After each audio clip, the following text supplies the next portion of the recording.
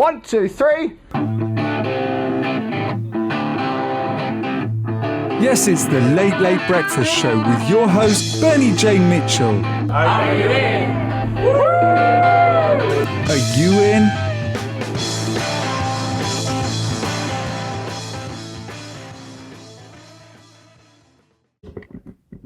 Good morning and welcome to 90 Maynard, and I'm delighted to have the CEO of London's leading IT support company, Mr. I always love the big up, Bernie. I always love the big up. So we're really tight for time now because I've been talking bollocks all morning. So you've just come back from Inbound 15, and you can explain what that is more accurately than I am. And I've just come back from New Media Europe in Manchester, which is slightly less exotic than 14,000 people in an aircraft hangar talking about marketing. But just before we came in here, we were in the kitchen making coffee and talking about what we got out of the conferences. So I think as we said, for me, going to conferences, I probably go to half a dozen a year of various sizes. And I always come away motivated, and that's the main thing that I get.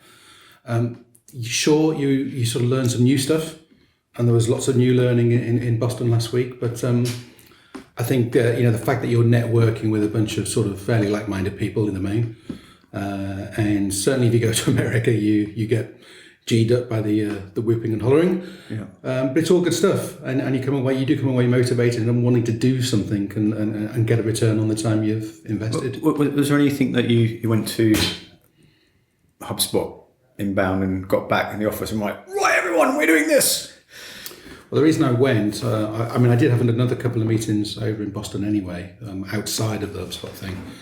So it's useful to tie a few things all into one trip. But I went really to affirm to myself that I was making the right decision with our HubSpot. We've been a customer of HubSpot for probably a couple of years, but we've never really fully leveraged it. As with most software platforms, most users tend to just scratch the surface of the capabilities, and we're no different. Even though we're supposedly IT people, we don't leverage the full feature set. So when some of the projects I've worked on have been around IT things, and there's always loads more that a software can do that the customer never finds out about. And I've usually been blogging or talking about social media or something really important like that.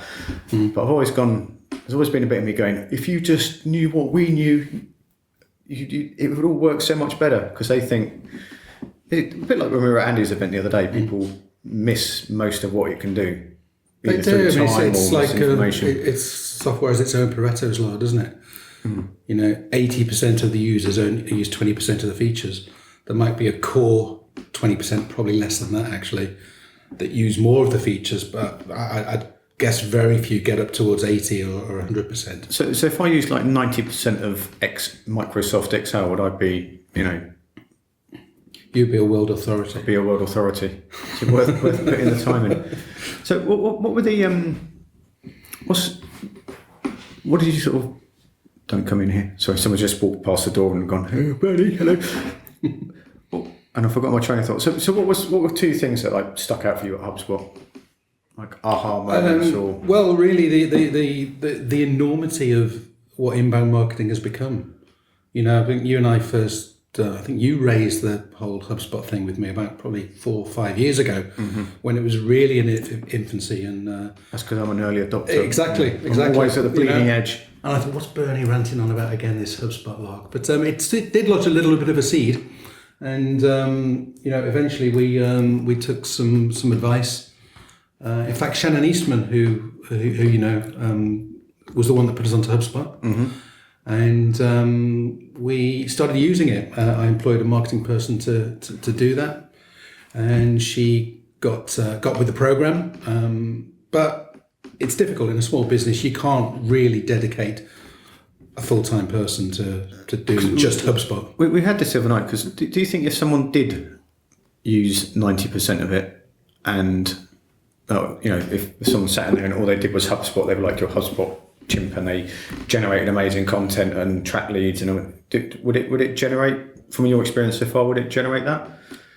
I think it would, and you asked me what I took out of inbound last week, and it was really affirmation that inbound marketing is the way to go, and it's more than just about HubSpot.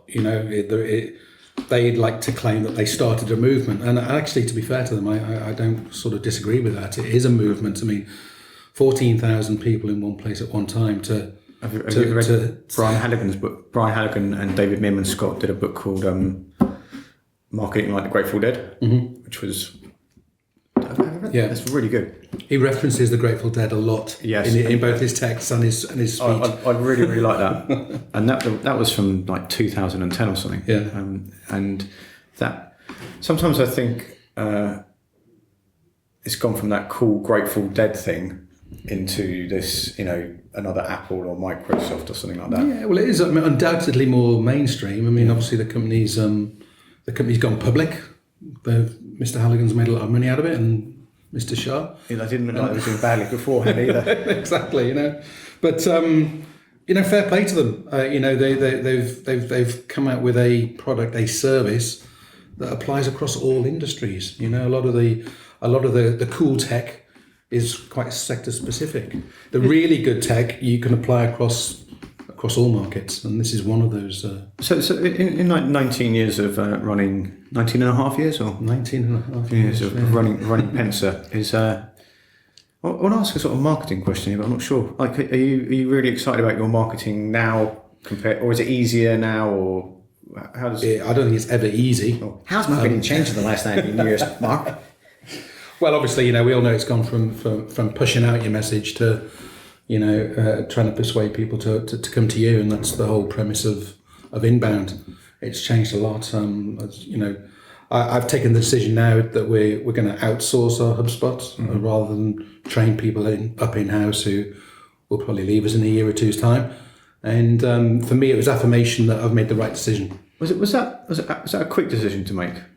No, I was about to cancel our HubSpot subscription a few months back because it had fallen into disuse, because the marketing person had left and I hadn't replaced, and I was thinking about what we do about marketing in general, and I thought, actually, well, we're paying for this HubSpot stuff and we're not really using it. And funnily enough, I sent my cancellation notice into HubSpot, and they persuaded me out of it and gave me a freebie to Boston. So oh wow, that was very nice. Very nice of them, and a good retention strategy on their part. I'd buy anything if someone sent me to Boston on the off chance of meeting Brenny Brown. Or that's a cool move. Yeah, it was a cool move. I think. See, before the Tech Map event, I was always like, you have to have someone in house doing it, and I know it's quite hard to find someone to do it and to get them to stay. So I was thinking, I don't think this is very realistic, but if you had someone who, if you were the HubSpot dude, who were really into, creating content and managing all that, which is, I think it would really, really work. Or if you had a bigger company where there's a team of people working on it. But just outsourcing it must free up so much time. Well, I think the danger is that for small businesses, it is a big investment. You need to get the return on the investment, and if you put all your you put your chips in one basket, so to speak, mixing my metaphors and everything. You leave yourself exposed. Exactly. And having had two separate marketing people in to work with HubSpot, one after the other, and both of them having left for legitimate reasons. They got better job offers. We couldn't compete. Was it the crap coffee again? Or? Yeah, the crap coffee doesn't help, does it? And the lecturer's boss doesn't help either. But he couldn't make it today. What's so what the other? This has just popped in my head, so I'm going to ask. I keep on getting Pensar adverts in my Google stream and my Facebook stream. Yeah, that's good. Yeah. Not many people have told me that. So you're definitely staying top of mind with me. But is that? Do you get anything out of that? That's pay per click. So that's Google AdWords, which we've been doing a bit of. I'm always intrigued. For me, I don't see the return on that investment. So whilst people like yourself occasionally say to me, there's a Pensar ad pop up. Yeah. That we don't get the follow through on that. The phone's not ringing off the hook. It's not, and I'd actually rather put that money towards. Well, in fact, that's what I've decided to do. Yeah. We're dropping the pay-per-click stuff and so no more putting the money towards Hubspot, towards Inbound. And how's before you got into Inbound, what was the best thing? What was the most successful strategy? Marketing. Well, we've always, as common with many small businesses, most of our businesses come via word of mouth referral. Over the years, we've done various things to try and encourage that and enhance that with, a referral awards thing and various things. We've done some SEO, some paid SEO stuff over the years. Mm-hmm. At one stage, we were on page 1 of Google regularly. In fact, for a sustained period, probably about a year, we were on page 1 of Google for IT support London. Wow. Keywords like that. But as you know, Google change their algorithms every so often, and you can be on page 1 one day and then page 37 the next. Yeah. And you don't know why. If you put Jeremy Corbyn in your blog post titles, you'd be Jeremy Corbyn is it, right? Now you know me, Bernie. It's probably something I'm unlikely to do. So can you? When I was at New Media Europe, and it's something I've always believed in, is like building a community around your business or your brand or stuff like that. And how does that? Is that something you've been able to do or been inclined to do in an IT support company that deals with the financial sector and creative agencies? I often wonder how much of this actually, lands in the real world, because it makes it, people like me that don't need to pay a payroll get very excited about it. But what's the commercial reality of doing things like that? Well, I think any exposure to your brand, either whether it's your company brand and for us the Pensar logo, or whether it's the Mark Williams brand being the person behind Pensar. Is that a racing team? Albeit with a very capable team behind me, It is all grist to the mill, isn't it? And it's good, So I'm involved with. You and I know each other from various networking groups over the years. I'm very well networked with within the IT sector as well, and we've managed to expose our brand more and more and more, and we get work from other IT companies as a result of that. So it all helps. Are you still in the I can't remember the name of it, like the collaboration thing. HTG peer groups, which has been very successful, and that's one of the things because that's a worldwide organisation. That gives us extended reach. Can you explain a bit of that? Because then I can tenuously link it back to reliving his original late breakfast show talk. Because I always thought that was really, really interesting, and I still the two stories I've been trading off for 5 years now are Marcus Sheridan and his sales line stuff, and the swimming pools, river pools, all these things are linked in the show notes as always, and also how getting four companies who do exactly the same thing to collaborate and share things they dare not share. So can you explain a bit about that? Yeah, in fact, I'll go to the toilet and you explain about that. With HTG, it's each group is up to 12 companies, and the premise behind it is that you've got a lot more to gain from collaboration than you have from competition, from competing against each other. So it's an IT industry specific group, and it's for typically owners of IT businesses like Pensar, and we meet up once a quarter for 3 days at a time, so it's quite a big time investment, and we share everything. We share everything about our businesses, what works, what doesn't. We share our financial data, so it allows us to benchmark each other financially against each other and also against the industry as a whole. And we have best practice workshops and so forth, and we have good speakers, and we have people like Bob Berg come to the annual events. The Go-Giver follows me on Twitter, Yeah. Well, Bob and I are like that anyway. So, he's godfather to my children. It's been really invaluable, And there are approximately 30 groups around the world. And we all meet up once a year in the US, and we get to share with an even wider audience. And it's been great for helping grow the business. Have you always been with the same companies in your? The UK originally only had one group, and you develop quite close relationships, close friendships with these people.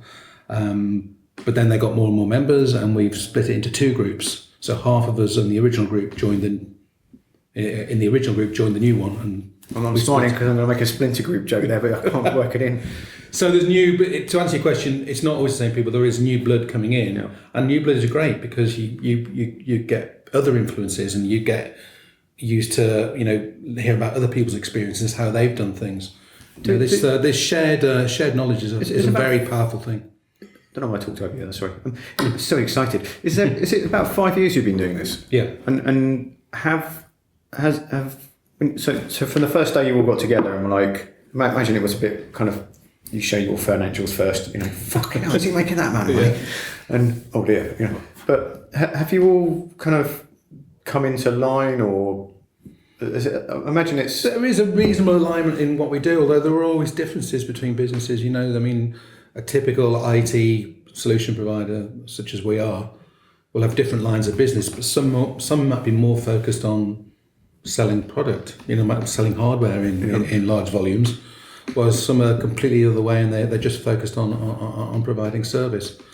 Typically it's a mix, but some are more focused on other strands of revenue.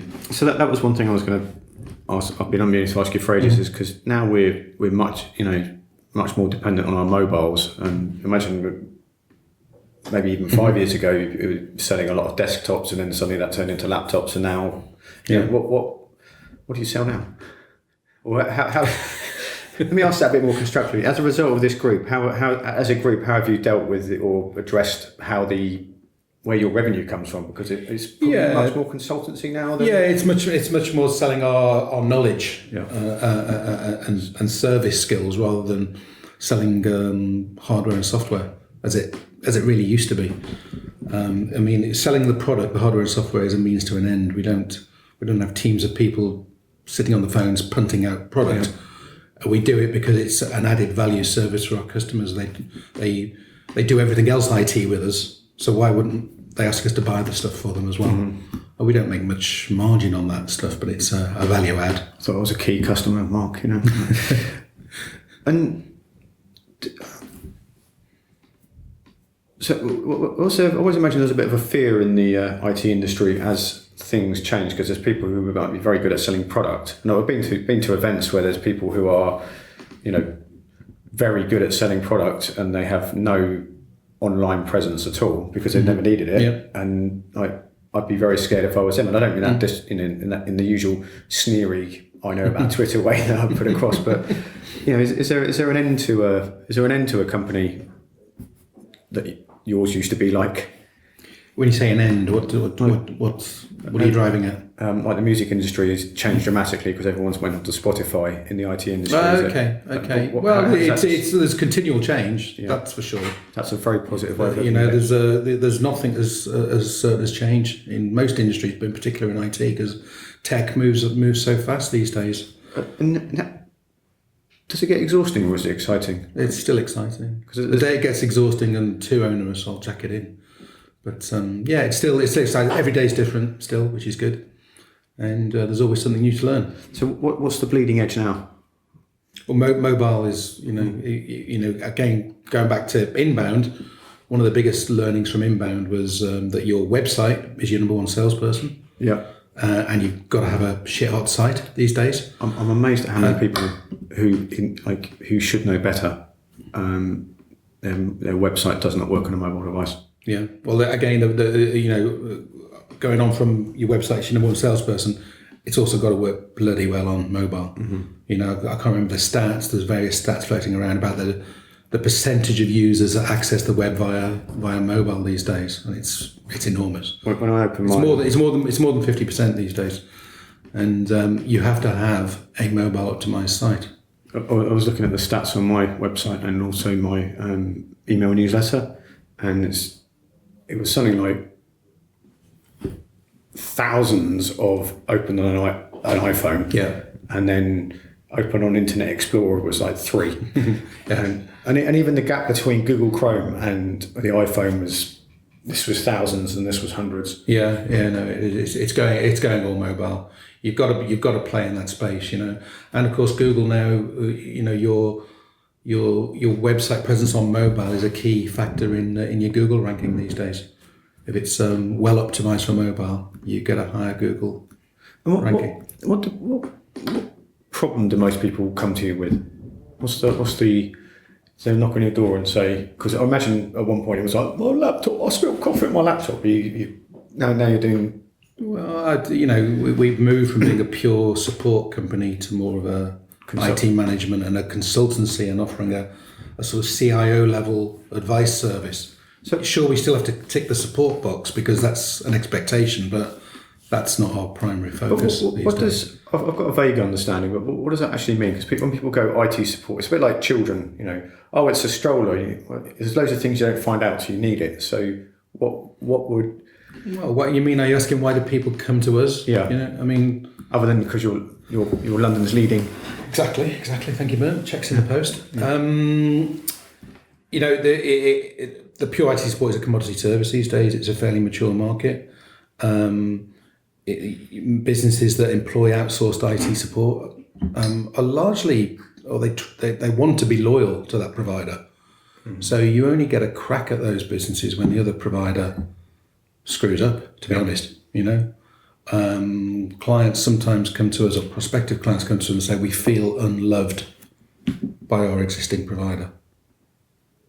Because they're not, they might perform very well at the outset, and there's a honeymoon period, as there always is with any sort of relationship. But unless you keep the love flowing, then they will get itchy feet, and you can be doing a great job technically.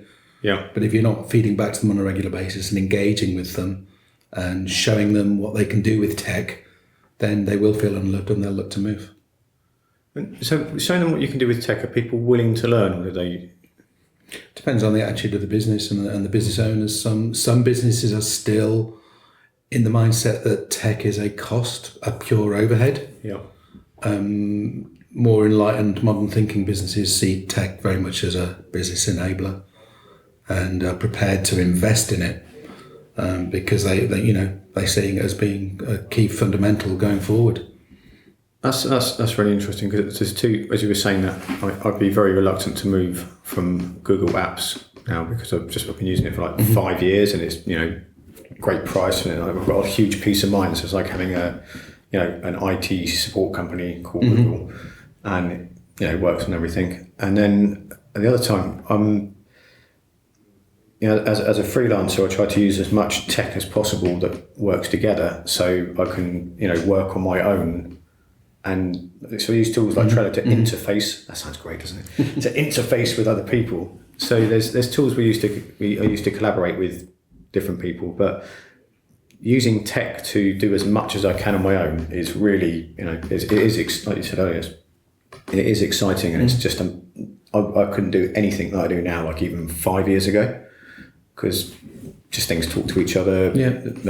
Like when we met, I was so much I can do on my phone now. I've always been very committed to my mobile, working on it, but it's well, tech is an enabler for the new economy, isn't it? I mean, the new economy, whatever that means, But the advent of the freelance community, the very micro business stuff that is very vogue, obviously, at the moment, and I think will continue.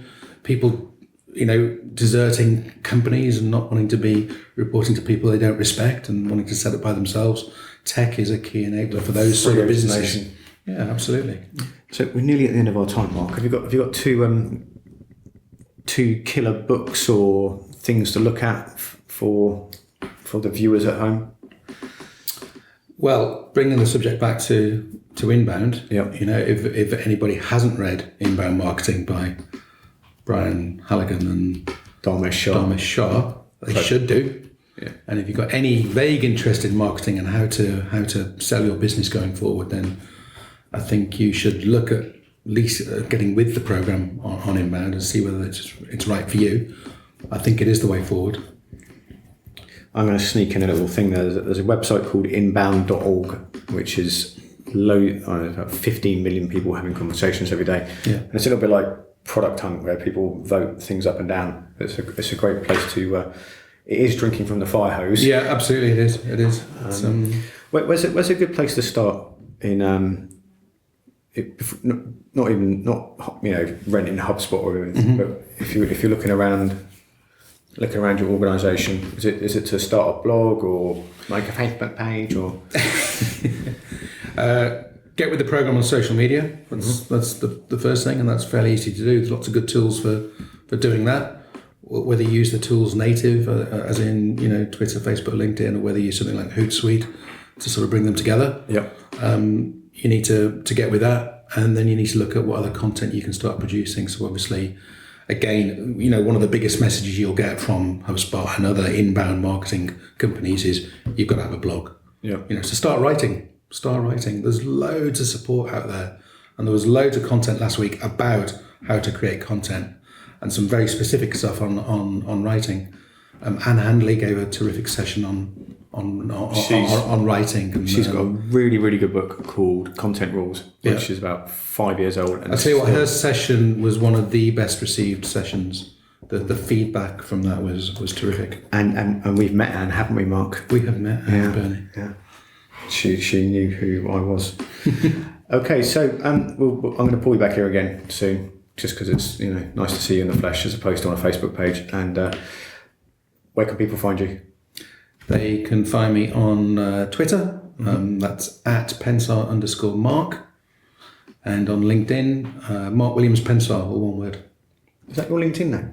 It is. I'll have some stuff to say about that when we get off here. Okay, thanks very much for your time today, and take care of each other. Bye. Please go to berniejmitchell.com/podcast. Bernie would love your feedback and input.